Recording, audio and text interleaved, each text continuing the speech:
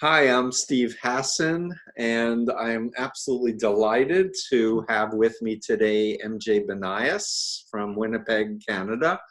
MJ, thank you for making some time to chat with me today.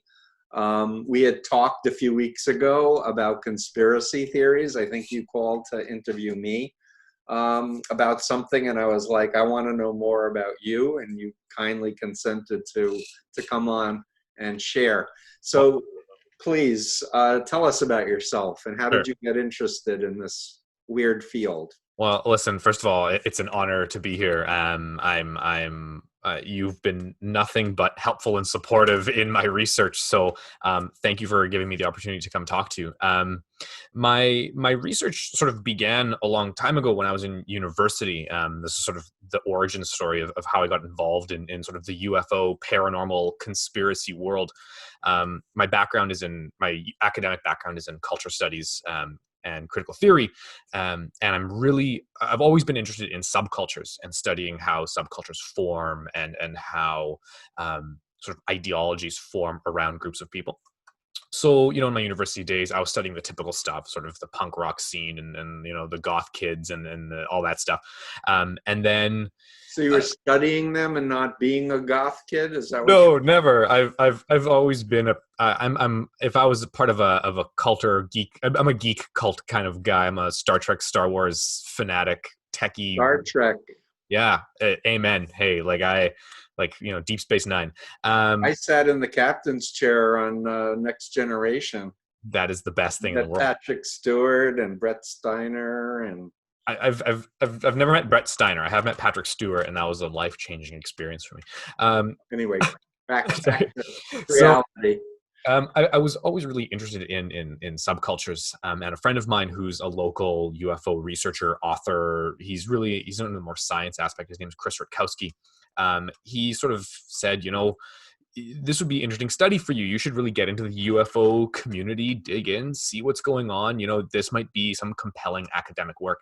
And I was like, sounds great, man. So he sort of shoved me through the door. I started to do a lot of reading, a lot of research, a lot of interviews with people who are involved in sort of what I call UFO discourse. Mm-hmm. And it tends to bleed into paranormal communities. It tends to bleed into esoteric communities. It tends to Sure, bleed into conspiracy communities. It's sure. all kind of interwoven. And I started writing a blog. I started writing a few articles. I actually to get my sort of feet dirty, I became a UFO investigator, which is a hilarious kind of idea where you receive reports from people who have seen UFOs, and then you sort of try to piece together what they saw. You try to debunk it or whatever. And really, the idea was just to meet individuals who are making these or claiming to have sightings and engaging with the community of people. Uh-huh. Um, Anyway, long story short, did that, stopped doing it because it was insane. And then it was fun, don't get me wrong, but it was sort of a little too much at times. Um, and I got to be honest, I continued doing research. I wrote a book called The UFO People, A Curious Culture, which is a sociological study of the UFO community, at least a portion of it, I suppose. I started writing for Popular Mechanics and Vice. So I'm a journalist now, technically. So it's sort of been a wild, I don't know, 5 or 6 years now. Uh-huh. It's So are been you in a master's program or a doctoral program or any academic no, affiliation? this is purely self-interest. I do have I'm a teacher by trade, so I do teach English and history as my sort of pays the bills. But Okay. then the journalist piece of me and the writer piece of me is sort of the side hustle that I is see. So you hopefully teach high coming. school or what level do you teach? Yeah, right now. Well, right. Yeah, I'm teaching junior high right now. I decided to. I was an administrator, school administrator for a little while, and got horribly bored sitting behind a desk. Yeah, So right now I'm teaching 14-year-olds, and they're hilariously fun. They're good. incredibly. They're liminal. It's incredible. So it's. That's great. No, teaching is a noble profession, and so Thank you very much. wonderful. Yeah. So, what do you? I mean, you know a little bit about my background and being in the Moonies and studying brainwashing and cults and mind control. I imagine you've had some exposure to Heaven's Gate, which is Mhm. like an order of the Solar Temple. It was another a UFO cult that passed through my consciousness. But tell us what my listeners will want to know more about you. Sure. Yeah. I mean, I think the big sort of link to the cult idea, the religious idea, is that the study of UFOs, or I guess the sort of the UFO discourse, and the UFO narrative as well, sort of the communal history of UFO and paranormal events, do have a religious aspect to them. There's a sort of worship aspect to this notion. I mean, the UFO as just simply a cultural idea. Um, is often viewed in sort of one of two ways. It's either a sort of a divine savior that will rescue humanity from its technological woes, from poverty, from war, from environmental damage, whatever. And on the other side, it's also sort of this harbinger of doom, right? Aliens invade, they destroy our political systems, our economic systems, they destroy us. So we have this cultural media influence within, I guess, mainstream culture, that the UFO kind of has this divine quality to it. And I think when it comes to cult behavior and it comes to religious behavior, we see a lot of similarities here, right? People have almost religious experiences with, alien abduction phenomena, or with contact experiences, or through channeling, or whatever. Yep. I'm not going to say these events aren't real or not. I honestly don't know, but realistically, they I have opinions about it.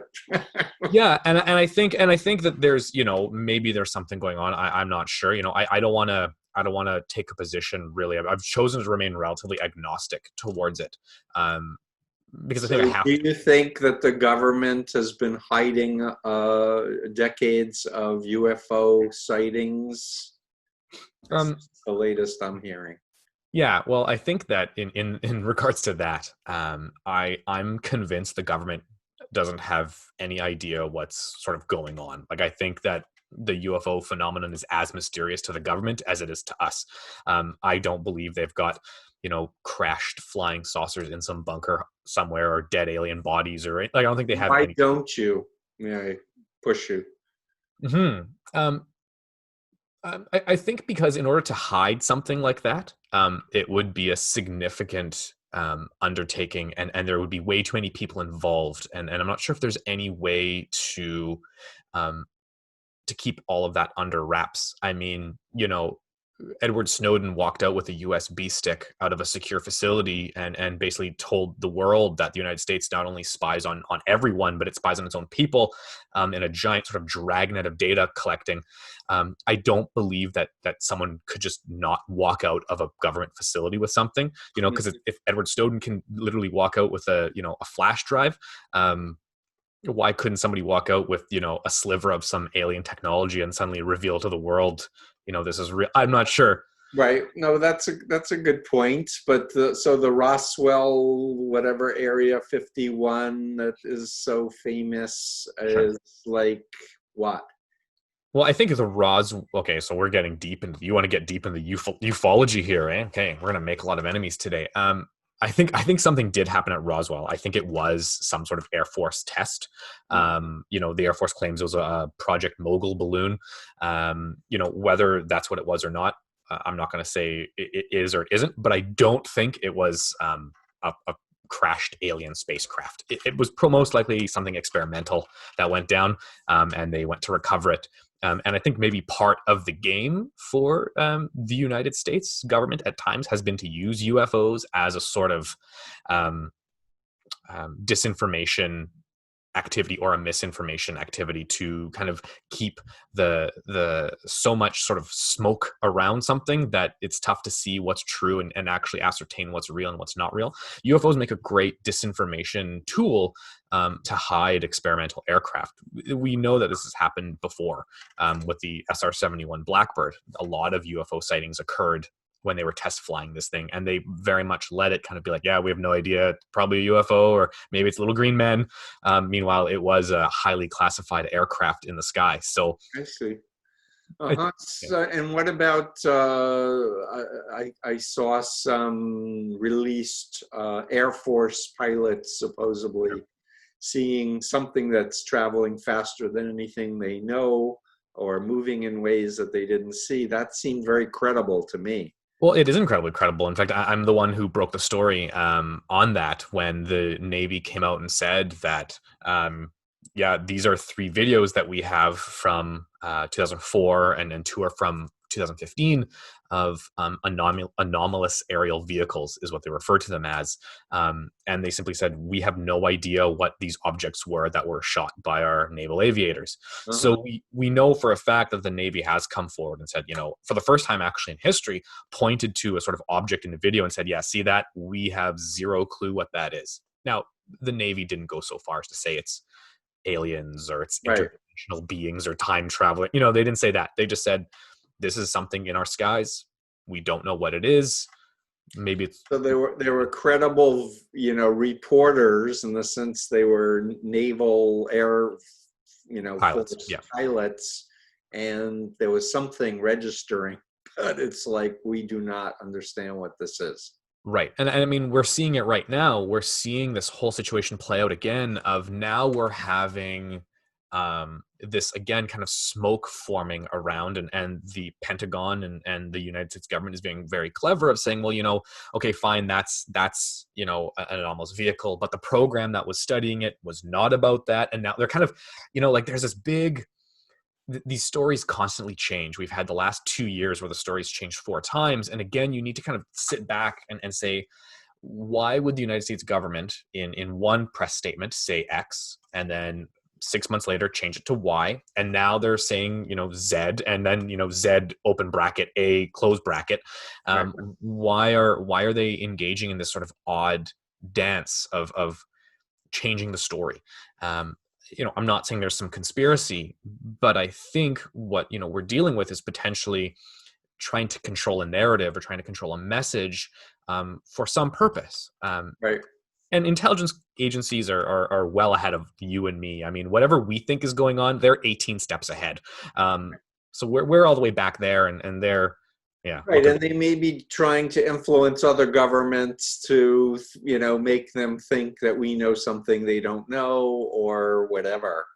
right. But, it is, I just want to add a personal note, if I may. I have a very close friend who imaged the black hole, Shep Dolman, Awesome. which was one of the biggest science breakthrough news stories of 2019.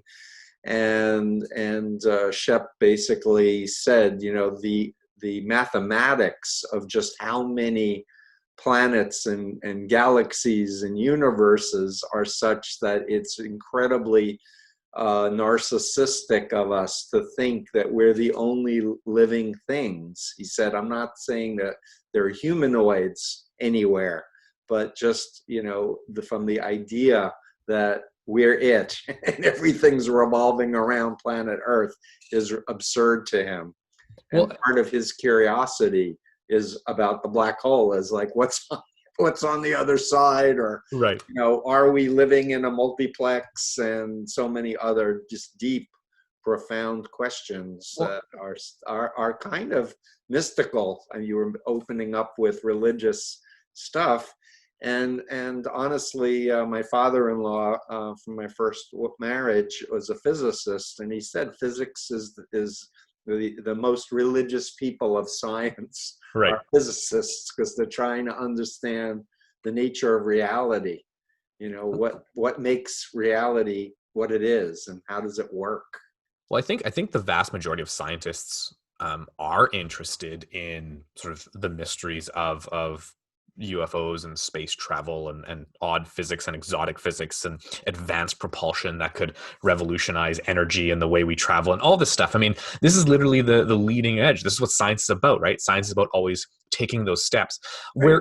Where we get kind of muddied and bogged down is the people who typically hold the purse strings, right? They're the more conservative people. They're the more, the ones who issue grant money and they run university, accounting, the university accounting system. And they're the ones who are hyper conservative. They're not the risk takers, because you don't necessarily want the person issuing grants to be a risk taker. You Right. want them to look at each situation a little more critically and then apply funding, because I think every single scientist would want to chase UFOs if they could for and get a grant for it, because it would be awesome and fun and exciting and be the cutting Right. edge. And most scientists are like you and me, right? They're nerds, right? They grew up watching Star Trek, and they grew up watching Star Wars and the X-Files and all that stuff. So Twilight Zone, Outer Limits. So for them, Let's not forget War of the Worlds or so good. Invasion of the Body Oh my Snatchers. gosh.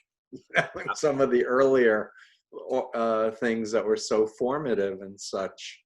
So I want to come back to your expertise. So what do you feel that people are missing in terms of understanding this whole phenomenon?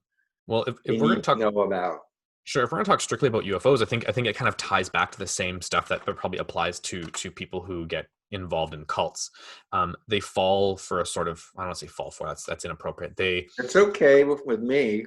They get convinced by an ideological paradigm or a system, and it and ultimately what happens is confirmation bias. They've bought into it, and it becomes a belief system. So any aspects of the phenomenon or any aspects of the narrative or the discourse that don't fall into that ideological framework are excluded, or they're the enemy, or they're to be put down or ignored, because they're heretical. And ultimately, this is the sort of the battle that's been waging within paranormal, ufological, conspiracy communities for the last, well, ever. You have these lumps within the subculture of all the people who believe, UFOs are X, and then there's the group that believes UFOs are Y. And unfortunately, the two have a significant difficulty meeting, because Y in no way would engage with X. X is looking at it from a nuts and bolts kind of technological perspective. We're dealing with meat suit aliens like you and I jumping in their ship and flying here and then crashing into the desert 8, 10, 20 times, and then the US government dragging that stuff away and burying it in a basement somewhere. And then in the other column, you have people, no, maybe it's more spiritual, maybe it's a more mystical experience, maybe they're not physically flying here, maybe they're using some sort of consciousness wave and they're riding it to get to us, and like never the twain shall meet. Yeah, if I can just add, Go since ahead. we're just like having fun and Yeah. talking. So for me, because I'm a mental health professional, I think about developmental psychology, for example, and how children grow up and they learn that things can exist that they can't see, and they learn, there's formal processing and such, and there's a certain kind of concrete, black and white way of understanding reality. And so I think looking at the intersection, one could say that it could be something developmental, that the person is looking for a father figure, or there's looking for something that fits where they're at developmentally, that takes away worry and confusion and a sense of feeling out of control. And then there's the group social psychological elements with my influence continuum and the bite model, where a person can be relatively healthy, get deceived into something because they're curious or it's cool, or they're lied to, and then they can be indoctrinated into this black and white all or nothing thing. And I guess, well, I'll say one last thing and then we'll go back to you, which is just that I'm encouraging everybody growing up to adulthood, Mhm. and to the ability to hold what's called multi paradigms at the same time, where you're not needing to only believe this or only believe that, but you can feel comfortable in yourself going, well, it could be this, could be that, could be this, could be that. We don't know yet, Right. you know. Well, I was going to say, I think that's sort of, that's one thing that, like I said, I study culture. So for me, I have to hold in my head this constant notion that no culture is actually correct, right? Like there's no 100% this is the way it ought to be culture, right? I can sort of say maybe certain situations are better, human rights and what's more fair and that type of thing. But I can't sort of dictate, and say I'm going to totally lump in here because this is my current or it's my total belief zero sum game. We have to remain, when we study culture, especially when we study critical theory and philosophy, we have to remain sort of pragmatic, right? There's a whole bunch of possibilities, and not buying into one is essential. And it's the same thing within UFO and paranormal community and the narrative and the discourse.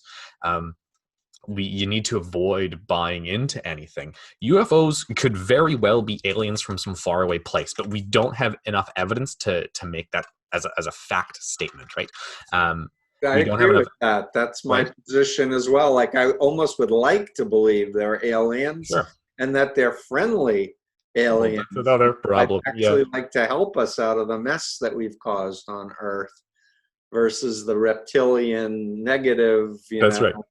enslaving alien. Well, and that's funny because that falls into the many sort of, like I said, cults that exist within the UFO community. Is you have these individuals within the UFO community, who create conditions where there's good guy aliens and we're on their side, and there's bad guy aliens who are trying to destroy us, and we're not on their side. And what occurs is this purposeful creation of opposing sides. So usually the leaders, the individual, I call them content creators. They're actors more than they are actual sort of, I think, spiritual leaders, even though they refer to themselves often as sort of spiritual messengers of some sort.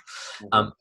But they integrate into this good guy alien um, ideology aspects of mainstream religions. So they interweave aspects of Christianity, and they talk about how Christ was perhaps an alien, or he was one of them, and he was sent by them as a divine messenger and whatever. And they interweave all of these easy to buy into concepts that sort of a lot of people already buy into. So if I'm already a Christian, for example, and you're telling me, Christ is part of the good guy team, well, that's easier for me to accept, right? Versus, so you have this creation of a side of these sort of this alliance of good aliens.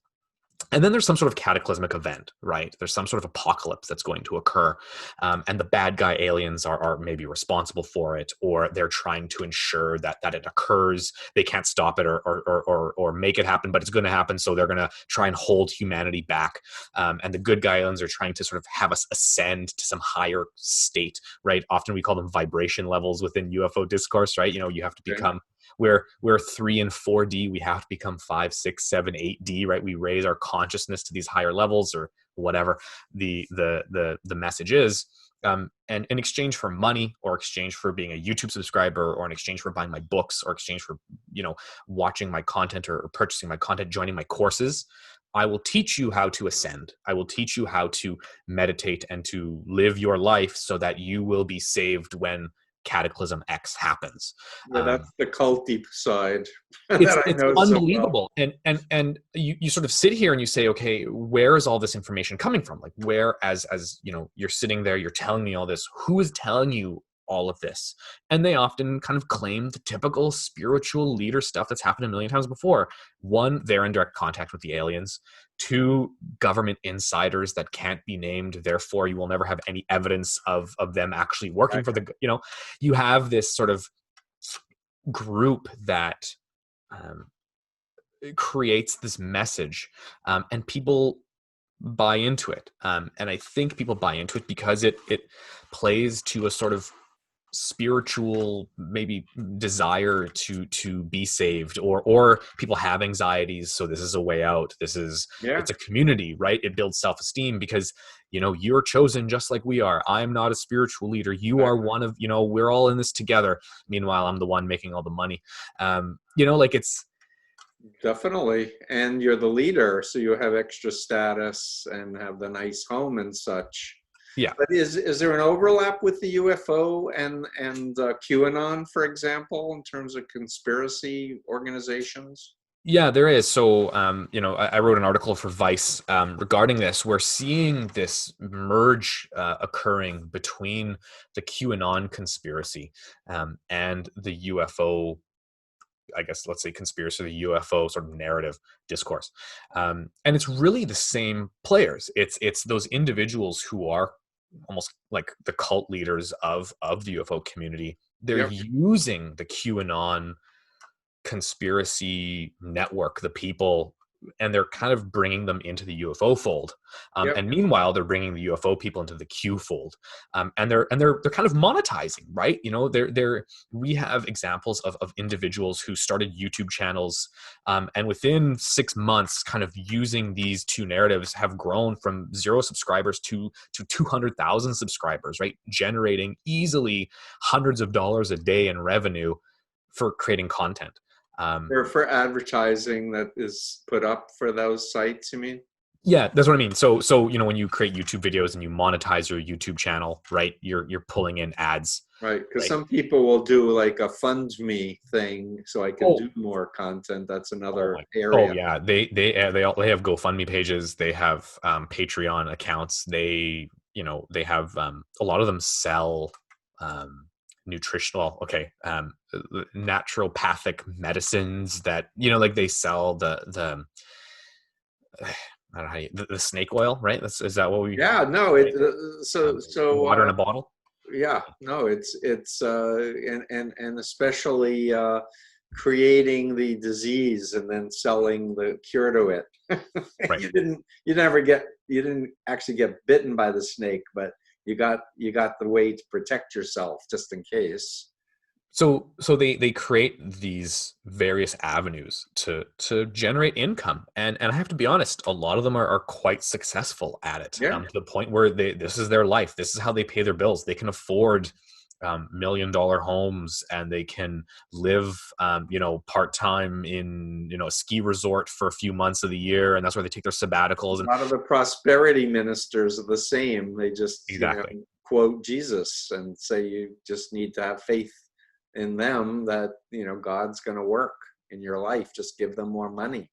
And Agreed. But then what occurs, I think, and what works very well in the UFO community and the paranormal community, the conspiracy communities, is what occurs next, that the second there's any criticism, right? Anyone starts to kind of poke holes in the narrative or starts to ask for evidence, or just outright says, you're a cult leader, this is all nonsense.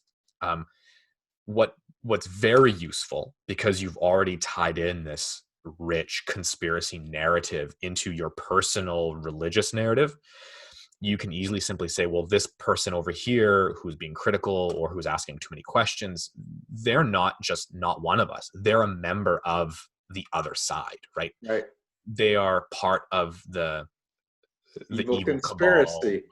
Exactly. They're a member of the cabal or the deep state. They're agents of the deep state. What do we really know about them? You know what I mean? And what starts to occur is I think you have those followers that um, suddenly feel like, well, I'm going to do something about this. So I'm going to go find that person and I'm going to go confront them directly. Right. So suddenly they're knocking on your front door, or they're coming to your work and they're getting into it with you, and you're engaging with this total stranger and it's obviously frightening, because now, like we've seen with QAnon conspiracy theorists before, they walk into pizza parlors with guns and start shooting. They gun people down in mosques in New Zealand. So ultimately, we have that aspect that's unhinged enough. Let's say, Yeah. there's no common sense filter that says that, well, I'm going to go attack that person in the street. Um, Right. and I think that it's and the leadership would obviously say, well, listen, we didn't tell them to do it. Like, where it's not our fault, you know what I mean?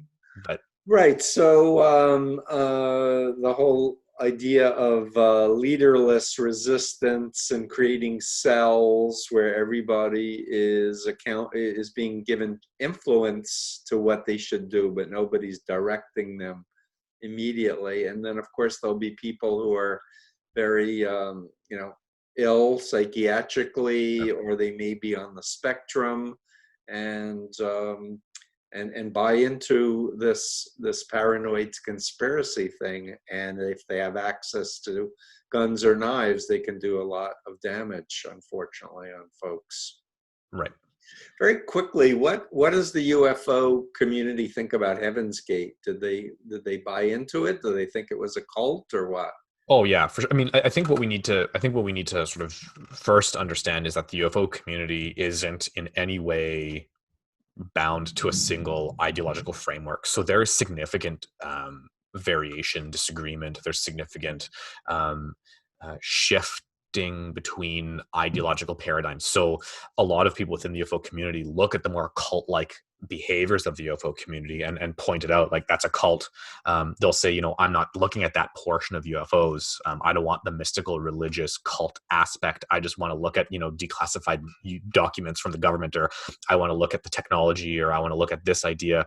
Okay. But what this guy's selling over here, that's crazy. And so there's these kind of, so because of the deaths, they would say Herf Applewhite, who is the gay son of a minister, was actually not an alien that had come to Earth and taken on human form and was going up to their spaceship in the tail of the Tailbop comet, or what?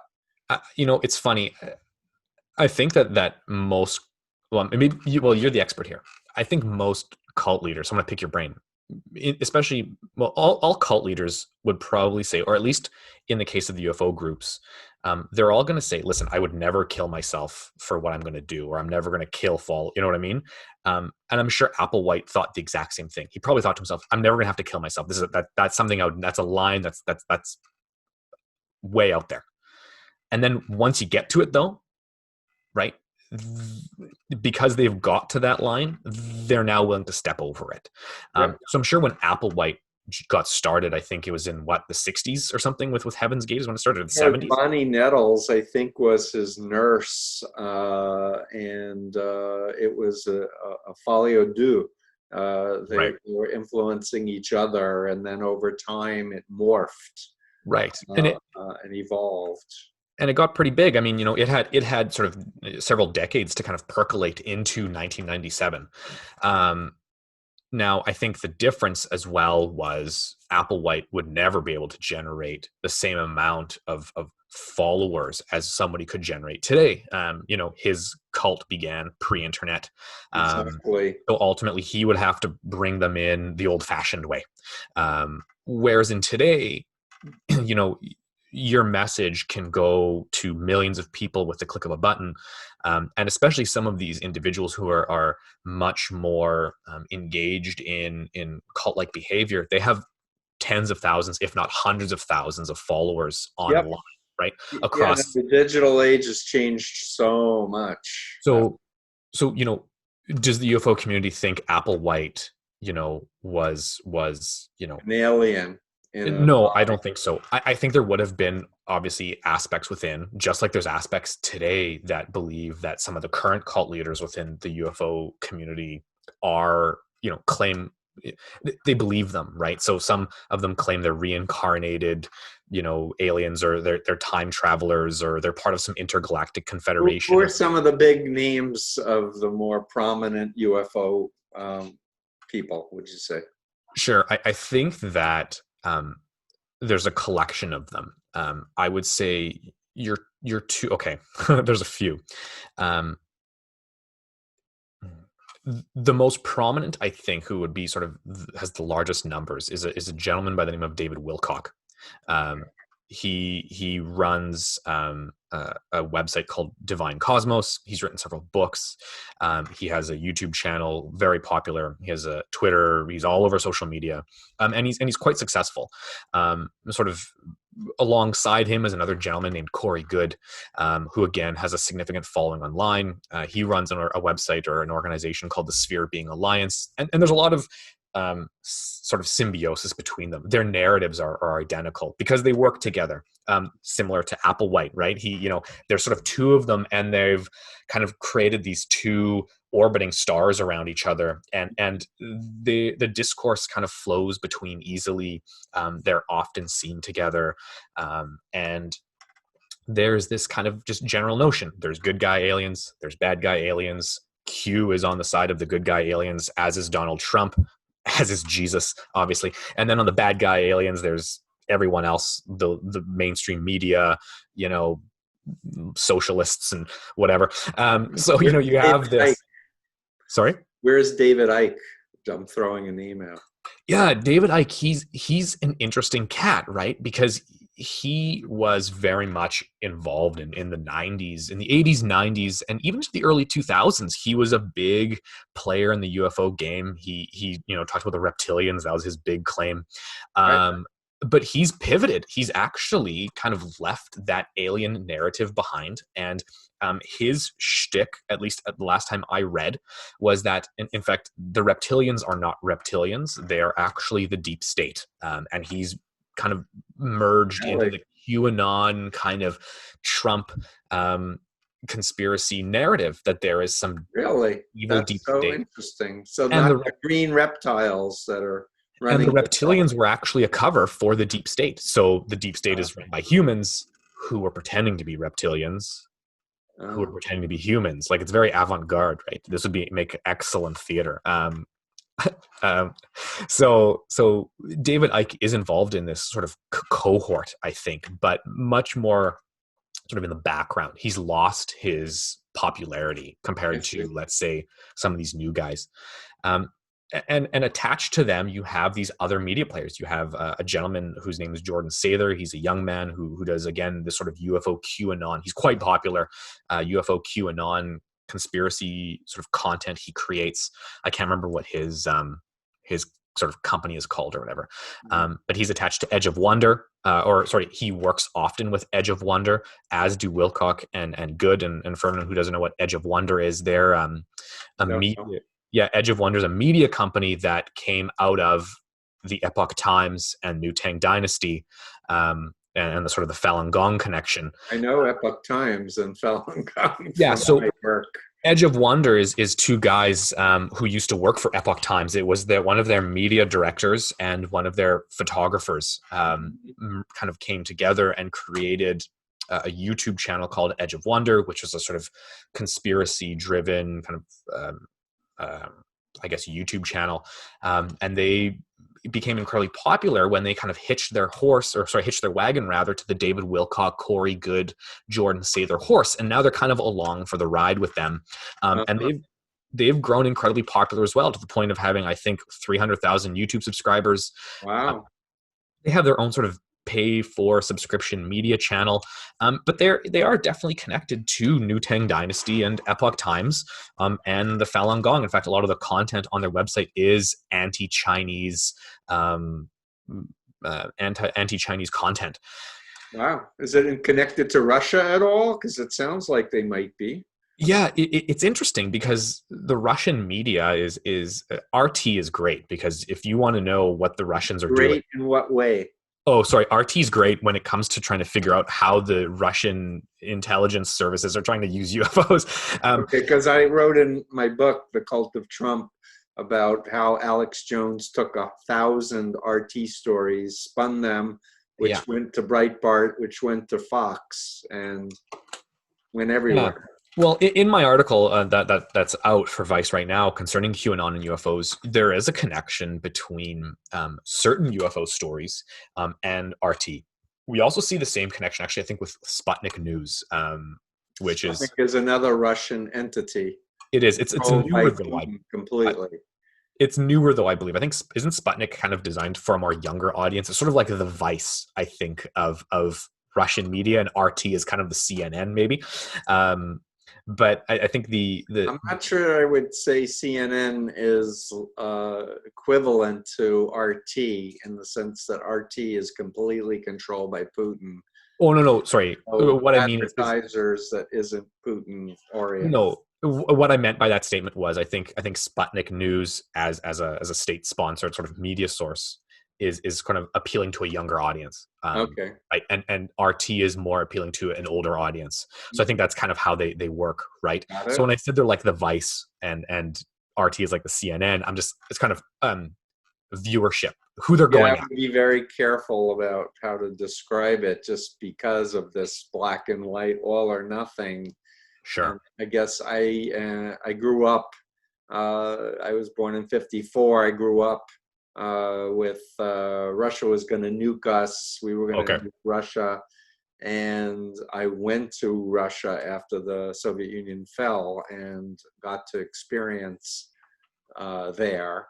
Hmm. And in fact, my grandmother was born in Moscow. So I have a sense of, I have a positive alignment with the Russian people and a negative alignment with Putin and dictators and oligarchs Okay. that are doing mind control and propaganda campaigns. Well, in relation to sort of that, what we see within UFO stories, let's say, getting picked up by Russian state-sponsored media like Sputnik News, like RT, is if it has an anti-American government bend, usually if it involves assassination due to UFO cover-up, or if it involves the hiding of data, or the hiding of information, or the manipulation of the American public. Those are the stories that get picked up by RT and Sputnik. Those are the stories we see. We don't generally see the other stuff, right? RT generally will leave UFO content alone unless a UFO pundit comes up and says, my 3 friends were assassinated by the CIA because they were getting too close to the truth. Then RT will pick it up as a story because So it's, RT won't say there are friendly aliens that want to help bring peace on Earth. they might. I doubt it. I think, again, RT is there's I'm sure a sort of an idea within RT to portray sort of to be a legitimate news source, right? At least that's the image they're trying to portray, right? That's We're the a image to their listenership. Yes. Exactly. So to kind of say there's good guy aliens and bad guy aliens, and there's this divine messenger. I mean, I'm not sure if that's RT's kind of game. Right. They're not Weekly World News, for example. Like they're not a tabloid in a traditional kind of what we understand tabloid journalism to be, Right. making stuff up. Well, okay, I guess they do that sort of, but They they're make things up all the time. they're they will bring on guests who appear credible, even though everyone knows we know they're not. And again, the notion is, here's a credible person who's claiming there's UFO secrets, and the American government is doing bad things to cover them up. And again, it's to kind of sow dissent within the American public, within respect for authority and trust in authority. I assure you, the individual who came on, it's in my article. His name is Dr. Stephen Greer. Like, the CIA most likely did not kill 3 of his friends because they were getting too close to the UFO truth. Like, I just don't think that's possible or plausible. It's sort of, and not only that, there's no evidence to really support it apart from his word. So we need to kind of take that for what it is. But RT is willing to give it an hour of time on their Right. show to discuss it. So I think that's what we see. Yeah, so interesting. So I guess I want to also mention, because we're talking about it, but we have a few more minutes, is just my background in hypnosis Sure. and understanding the power of creating hypnotic trance states, and through suggestion, guiding people to believe they've had experiences on spacecrafts and other dimensions Mm-hmm. that I have encountered in my work many, many times. That is, it could be someone who's just a bad therapist who believes in UFOs doing, who isn't trained properly in how to do hypnotherapy. But it also could be someone who's trying to make money and induce a belief that they were raped, anally probed by the aliens or whatever. And then the other thing I just want to mention is just I've done some cases. I actually did a case with Dick Jocelyn, who was in Heaven's Gate. He was the 15-year member and number 3 person in the group, who actually walked out of the cult. You had mentioned about killing yourself when you first got Mhm. Herf Applewhite didn't think he was going to kill everybody. But he actually said to himself when he got involved, if they ever start talking about killing themselves, I'm going to leave. He made that commitment to himself, and he actually left. And then when they died, he went on TV saying they weren't a cult, they weren't brainwashed, and he wanted to kill himself. And that's where he agreed to meet with me. But that was the thing that saved him, was that making that line. But one other point I wanted to just say with my work is I've worked with people who actually were hypnotized to believe that they were alien walk-ins, Okay. that they just had forgotten who their true self Sure. was. And it was a hypnotic channeling kind of ritual that people would do over and over and over again. And they would really believe it because it felt real. Like Right. they would have whole scenes of experiences, just like people in Scientology would be asked to go into past lives Yeah. and relive traumas. It would take on a life of its own when it was just a manipulation of imagination, consciousness, of feelings, and the Right. whole context. Well, I think we see that often within, again, certain aspects of the UFO community. You have individuals who do claim that they are channeling divine alien beings, or they are aliens themselves. You can go online and you can find countless people who claim that they are aliens who are simply currently living in a human body, Yeah. and they will eventually sort of leave it. And they often kind of sell the same stuff. They kind of sell spiritual advice, and they'll predict your future. They will do potentially It all sometimes. comes back to money, power, and sex, There and you go. Um, professional experience thereafter, and wh- sometimes all three. yeah, and for me, what is incredibly interesting and compelling is trying to figure out, do they actually believe it, or is it simply just, again, they're actors, right? They're just creating content in a sense. Right. And it's really murky, because I'm not sure if there's a sort of a clear cut line all the time. I think for some, for sure, there's like, listen, I'm just going to make stuff up and This make is a money, con artist and I'm who's going to run. cynical, but a lot of people were in cults themselves, either born into cults, Right, never got counseling, so they kind of have that mentality right, already. And sometimes it's slippery slope. Sometimes it's watching hypnosis videos online, right. and some so-called subliminal messaging that they think is going to help them be better lovers, or have better memories or whatever, and they wind up with a different belief system entirely. I think what also sometimes occurs is maybe somebody will have a strange experience. So you'll have someone who will have an anomalous experience that is unexplainable, and they'll have one. But it gave them a feeling, right? They felt special, or they felt chosen, or it was sort of a life-changing event for them. Um, but then it stops, right? They had one experience, but there's this, or maybe they had a couple, but ultimately there it goes away, and then there's this drive to have it come back, right? Bingo. So they Yes. start to make things up in order to give them that same feeling of, now I'm like almost like a cargo cult, right? Like I'm reenacting what I've seen, or what's occurred to me Yeah. before, in an attempt to make it come back. So I think that's part of it as well. I can probably point to a couple people within the UFO community who have probably had what we would sort of say is a legitimate experience, and what I mean by that is it's just they believed it to the point where it changed them. So that's Yep. what I mean by legitimate, right? Like it was for them an important experience, and now they're creating fake experiences to kind of get back to that. And what occurs is this, again, this sort of dissidence between, um, to me they're real, therefore, right? This notion of I make my own reality, and Yeah, well, that's another huge cult thing, and Hubbard taught it, and to a certain extent, Norman Vincent Peale taught it, which is the church that Donald Trump grew up in, is this kind of, believe it, and it will become real. right, And the so-called law of positive attraction, or the secret, and such, this right, magical thinking piece.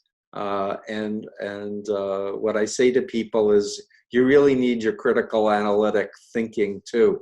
You Right. can have all kinds of magical beliefs, but you also need to remember we live on Earth, we have bodies, we need food, and we need Yeah. air, and there is such a thing as gravity, That's and right. Yeah. we do have to pay taxes, That's and a fun and conspiracy there. Yeah. yeah, seriously. Um, well, I'm sure we could talk, on and on and on, but I guess we're going to need to wrap up shortly. I'm wondering take a minute and think, what else do you think that is important to cover to Hmm. kind of like give people a frame? Sure. And before you answer, I just want to add that, I don't know either. Like, I'm a human being, and I've studied this field of brainwashing and mind control for 43 years. I've learned about the CIA and the Korean CIA. I've learned about MK Ultra. I've learned that people can be programmed to do things against their volition and value system. But in the big picture, I'm a human being that's trying to reality test and do good to my community, be a good father, a good husband, but I'm open to evidence that it can be reality tested, Right. and if it's proven that there's a UFO, hey, I'm sign me up. But I Yeah. need something more than trust me, it's real, or I had this experience. Yeah, I think that's probably hitting the nail on the head. We need to obviously remain sort of pragmatic and critically objective here, as much as we can, anyway. When I first kind of walked into the UFO thing 5 or 6 years ago, I sort of walked in with the general notion that this is most likely delusion or hoax. Like, this is just nonsense. I had always been a kid who grew up watching Star Trek and stuff. So that kind of stuff was always in my head. I love the idea of UFOs and aliens and on all that. Um, but I always kind of had this idea that it's probably not real. As I've been in it more, as I've been interviewing people, talking to people, looking at declassified documents from various government agencies, all this stuff, I've kind of come to terms with the fact that maybe I'm not 100% right. Maybe something is going on. Yeah. I'm not going to make claims, and I think that's kind of the key thing that we need to walk away from when it comes to the UFO stuff is, anyone who tells you that they know what the source of UFOs are, or what the source of any sort of paranormal or esoteric thing is, they're most likely trying to sell you something, or they themselves are delusional. So I think we need to, Beware of certainty. yeah, exactly, right? People say, I'm 100% sure QAnon's real. Right, and that's Warning. exactly, and I mean that's fundamentally what for any of your audience that wants to go down the UFO rabbit hole, or any paranormal rabbit hole for that matter. There's a lot of people who say that they are totally certain, and you need to be wary of those people, because they're not. I assure you, like, there is no certainty in any of this. Nobody knows a damn thing. What's actually going on. So We I know would say, pieces, and we know sure. pieces of what isn't real, or things that have been disconfirmed that have been Right. reported as real. So I wouldn't say we don't know anything, Yeah. but nobody's provided provided the evidence that electricity exists. Like, that has Yeah. been proven and Right. demonstrated and repeated. No, yeah, and I totally. But I guess what I mean is we don't know anything. I mean, in the sense that, like, no one really has a solution 100%. Mhm. We are kind of stumbling around in the dark, and be wary of people who say they have flashlights. The ultimately, you got to just remain critical, and like you say in your book, and like we spoke in your interview, you have to have that reality check. Be able to kind of step back and say, yeah, no, that doesn't sound right. And then apply sort of just rationality and logic, I guess. if it sounds too crazy, it probably is, right? And Right, that's and the more extreme the claim, the more extreme the proof you need. yeah. I like to say to my clients, and that whoever makes the extreme claim, like they're the smartest person on earth, Yeah, prove it. exactly. Let's test that. Yeah. So the burden isn't on us to disprove it, but the burden is on whoever's making the extreme claim to prove it. And when I've talked with QAnon believers, I say, prove it. I'll accept it, but prove it. They're like, but you need to check it out for yourself, and you need to read this and this and invest endless amount of time and energy, reading, going and listening, etc. And for me, that's social influence Of course. programming. That's not proof. QAnon is so wonderful in how it manipulates people. And again, I have no idea who's behind Q. I have no idea if it's just a sort of a bunch of content creators who are just making it up and then using it to create further content, right? I can see that. I can see a bunch of guys who have YouTube channels making Q posts and then being like, oh my God, you see the last Q post? And then, going crazy on YouTube, and suddenly, those subscriber clicks go up. I can I see. know Greg Hausch, who is one of the original Anon people, Okay. who says he knows the 3 people who started it on 4chan and made it go to 8chan, and that it was a goof at first on Trumpers, Right. and then it kind of morphed because they realized it could make a lot of money.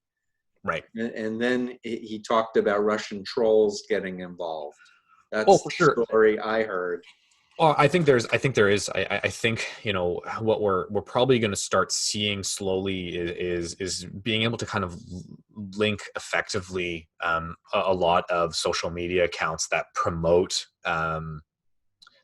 Q content, and sort of spread it, are most likely, connected to some state-sponsored groups, potentially Russia. And again, it's simply just to create and sow a little chaos, right? Right. Fourth generation warfare, right, is the I notion wrote where, about it. it's conflict where there's like no clear borders and no clear distinction on whose side. Yep. So I think Delegitimize leaders, delegitimize institutions, delegitimize science, and get people to not know what's up, what's down, and who to believe. Right. Exactly. I mean, listen, if you want to take apart a world superpower, you need to have half of the population not trust the other half, and ultimately what you're going to get is Julius Caesar said it best, right? Divide and conquer, right? You start collecting pieces, and the same reason why the Greek civilization fell apart is simply because city-states fought each other all the time. It's the same problem, right?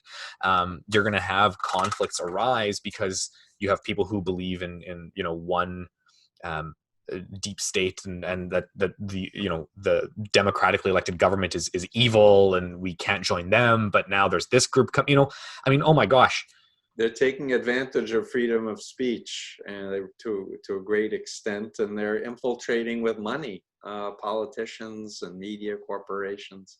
Anyway, it's been absolutely fascinating. I'm going to need to wrap up now, but let's stay in touch. Are you working on another book? Well, oh my goodness.